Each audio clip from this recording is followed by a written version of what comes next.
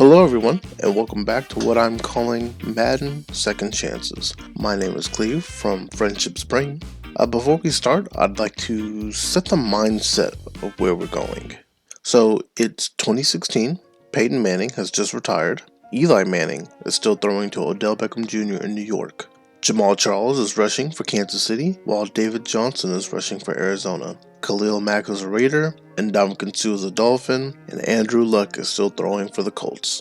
In the 2016 draft, the top 5 picks were, in order, Jared Goff to the LA Rams, Carson Wentz to the Eagles, Joey Bosa to the San Diego Chargers, Ezekiel Elliott to the Cowboys, and Jalen Ramsey to the Jaguars. Now, way down in the 4th round, the Dallas Cowboys select the future Rookie of the Year, 135th overall, Dak Prescott. Dak Prescott starts the 2016 season because Tony Romo suffers a compression fracture to his L1 vertebrae in his back during the 3rd preseason game against the Seattle Seahawks, causing Romo to miss 10 games. Even though Jerry Jones said at the beginning Romo would remain the starter, Prescott's rookie performance plus Romo's length and injury led Jones to reconsider the decision, and Romo became the official backup. Romo would eventually debut in the regular season's final game, January 1st, 2016, against the Philadelphia Eagles. What we now know to be the final play of his career, Romo threw a touchdown pass to Terrence Williams before Mark Sanchez came in for the rest of the game. On April 4th, 2017, Tony Romo announced his retirement and was released by the Cowboys per his request. But what if he didn't? What if Romo requested to be released, but instead of retiring, he went on to try to get that Super Bowl ring we all know he wanted? This is where our story begins. Welcome to Madden Second Chance, Tony Romo edition. In this world, Atlanta wins the Super Bowl over the Steelers 28-17, and we officially hit the offseason. I march into Jerry Jones' office and say, let me go find work somewhere else. Week 1, nothing. Week 2, nothing. Week 3, I get 6 offers. But I hold out for week 4 and end up with 10 offers out of 32 teams looking my way. After considering the roster, coaches, record, I decided to go with Bruce Arians and the Arizona Cardinals. We join David Johnson, Chandler Jones, Tyrann Mathieu, Patrick Peterson, and the great receiver himself, Larry Fitzgerald. How is this team 5-10-1? I'm not sure. I checked the 2017 draft recap and only a 1st round right tackle and a 2nd round cornerback. Looks like I get to keep my starting job. Week 1 against the now Commanders. Great pass to my tight end Jesse James.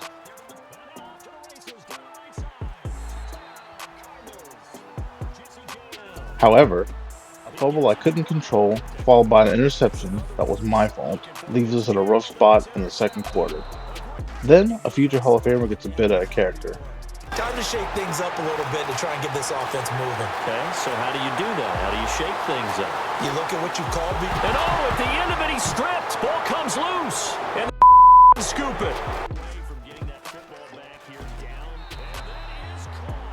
Touchdown Cardinals. We end up winning 44-25 with 554 passing yards, 5 touchdowns, and 2 interceptions, letting the league know that I'm still here to play. Hey, who remembers Pierre Garçon?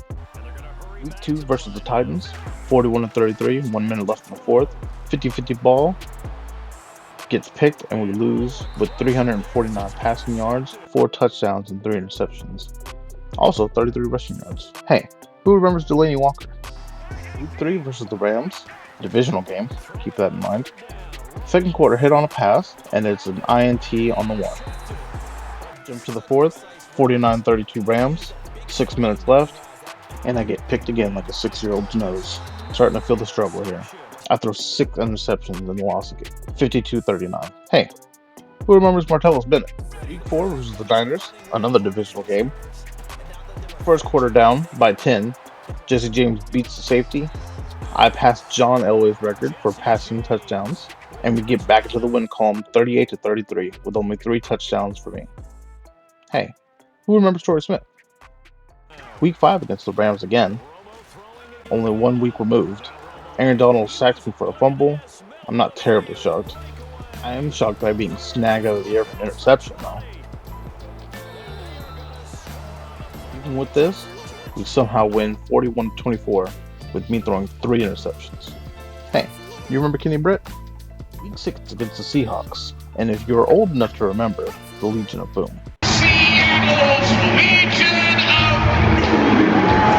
First quarter interception, I get a lot of help from my team, and we win 25-9.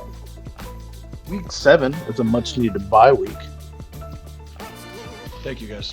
And then we go right into week 8 versus the Colts. Fourth quarter, we lead 17-16, and I scramble for a touchdown in the last minute to score. And the last minute score to Fitzgerald just to get the chemistry back. 5 interceptions. Yikes. Hey, you remember Andrew Luck? Week 9 is an ugly week. No highlights, but we win, and that's really all that matters. Hey, who remembers Darren Sproles? Week 10 versus Houston, down by 3. We hit Jerron Brown, and he breaks it all the way for a touchdown.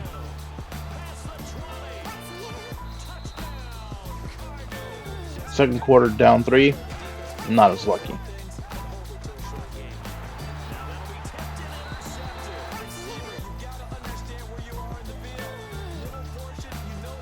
Hey, you remember Lamar Miller? Week 11 versus the Jags. We hit Brown again, but lose. More or less due to my 3 interceptions. 37-35. Hey, who remembers Paul Puzzlesman?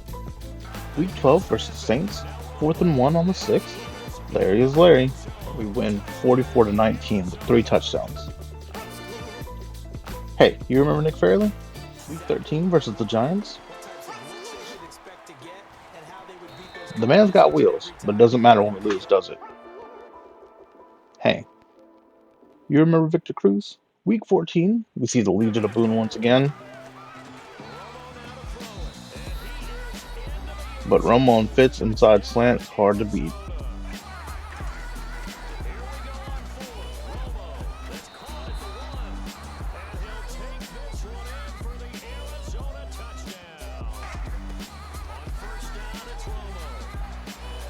Brown gets involved. I almost die.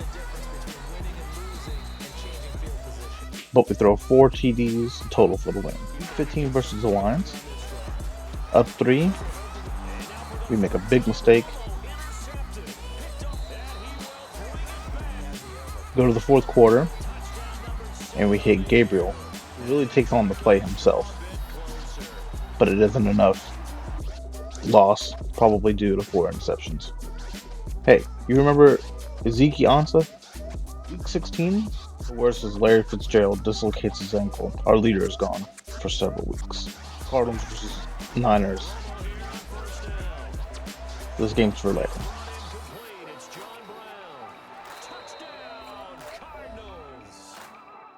Hey, do you remember Navarro Bowman?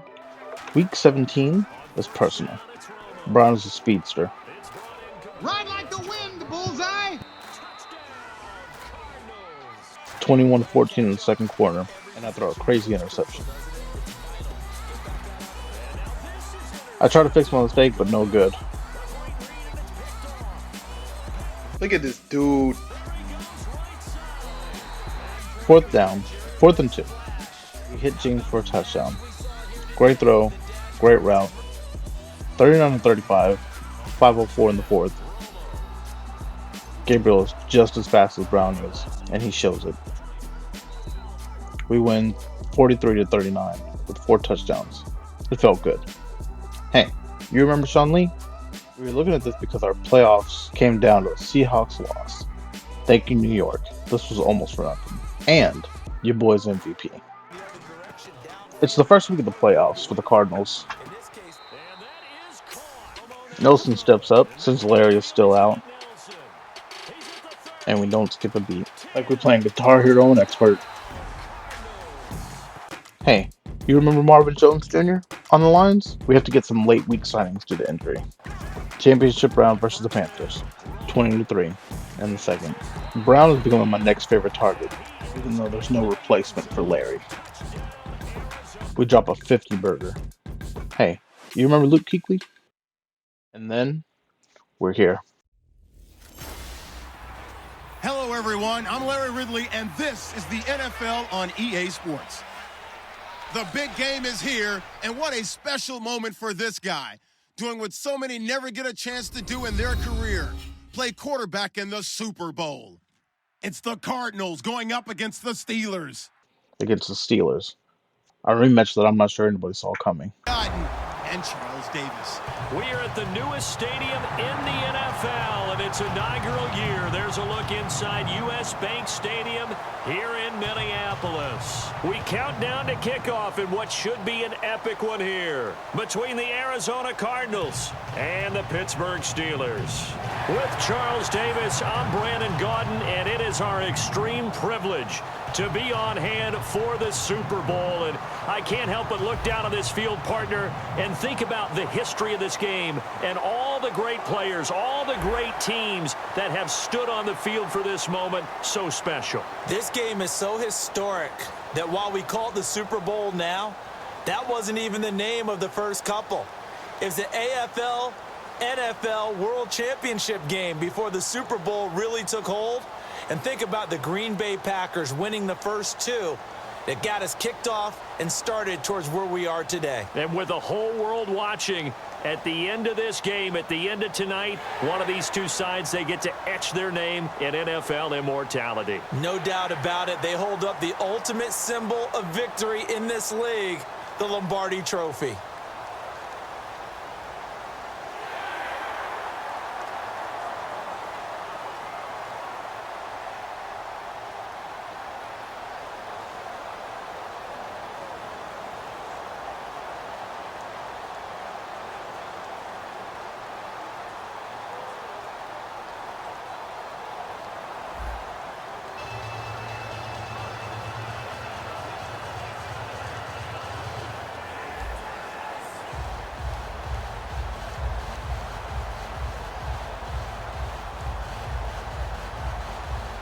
Remember, I'm playing as Romo, so we don't get to see the kickoff, unfortunately. We were down 14-7 in the first quarter. I tried to head a reliable slant, and Ryan Shazier snatches the ball out of the air. Jump to the fourth quarter, 38-33. Cardinals against the Steelers, who are second in the season in points allowed. We try to run some time, and David Johnson fumbles to Ryan freaking Shazier. 39-33. 2:17 in the fourth. I'm gonna let it speak for itself. Football game. Time running out here on the play clock. There's a 20th carry for Johnson. And this time not as successful as he'll get back to the line of scrimmage and no more. Critical third down now, needing a score here in the late going. That is caught at the 7-yard line. And he'll take this one in for the Arizona touchdown. Jesse James with his third touchdown of this Super Bowl. Romo gonna throw for it. That's caught at the 1. And he is into the end zone to bump the lead up to...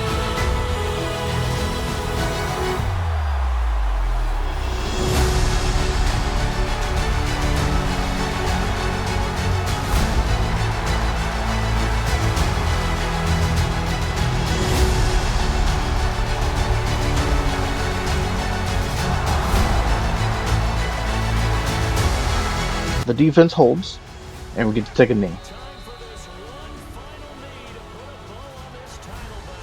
We know what we've done today. We have won a Super Bowl. Patrick Peterson wins Super Bowl MVP. Great for him.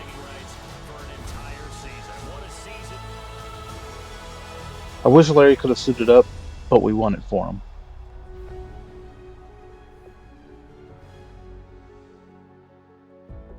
Four touchdowns versus 2 interceptions. MVP with a 10-6 record. You can see the Seahawks also got 10-6. So we really did sneak in with that Giants win. Best quarterback of the year. 9th in career touchdown passes. 2nd in TD passes in a season, sitting between two greats. My tight end, Jesse James, ends the season with the most receiving yards. 3rd in season touchdowns. Most passing yards in the game. Also 3rd and 4th most passing yards in the game. Larry and I retired together, along with my best friend, Jason. This was fun. This was interesting because, as a guy who lives in Dallas, I watched this unfold all very closely. I was never Romo's biggest fan, but I definitely respected him.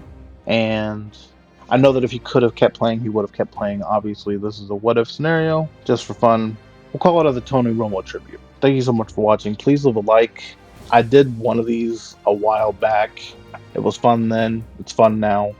Thank you so much for watching. Leave a comment if you'd be interested in seeing one of these again. I'll see you soon, and we'll see who gets the next second chance.